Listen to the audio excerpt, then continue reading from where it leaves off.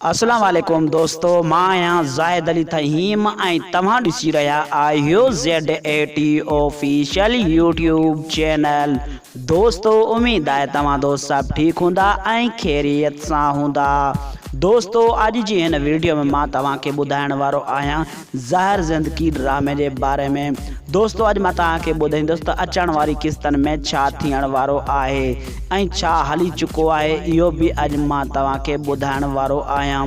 दोस्तों वीडियो शुरू करण खां पहिरियां तव्हां दोस्तनि खे हिकु नंढड़ी गुज़ारिश आहे, जे अगरि तव्हां अञा ताईं मुंहिंजी वीडियो खे लाइक न कयो त मुंहिंजी वीडियो खे लाइक कयो, कॉमेंट कयो। जे अगरि तव्हां मुंहिंजे यूट्यूब चैनल ते पहिरियों दफ़ो आया आहियो त मुंहिंजे यूट्यूब चैनल खे सब्सक्राइब करे घंटी वारे बटन ते क्लिक ज़रूरु कंदा।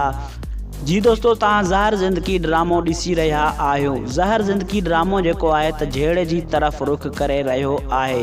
कमाल खान जेको आहे त कलसूम खे चवंदो आहे त मां तोसां शादी कंदसि, पर उन लाइ हिकु शर्त आहे, ऐं कलसूम चवंदी आहे त तुंहिंजी हर शर्त मूंखे क़बूल आहे। दोस्तों उहा कहिड़ी शर्त आहे, इहो बि मां तव्हांखे ॿुधाइण वारो आहियां।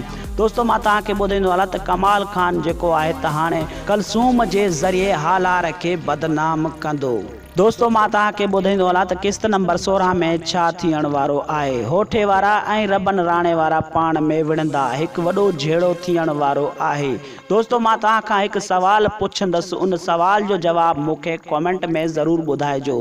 दोस्तों छा कलसूम सां शादी कंदो कमाल खान या न, इहो मूंखे कॉमेंट में ज़रूरु ॿुधाइजो। दोस्तों उम्मीद आहे तव्हांखे ही वीडियो पसंदि आई हूंदी।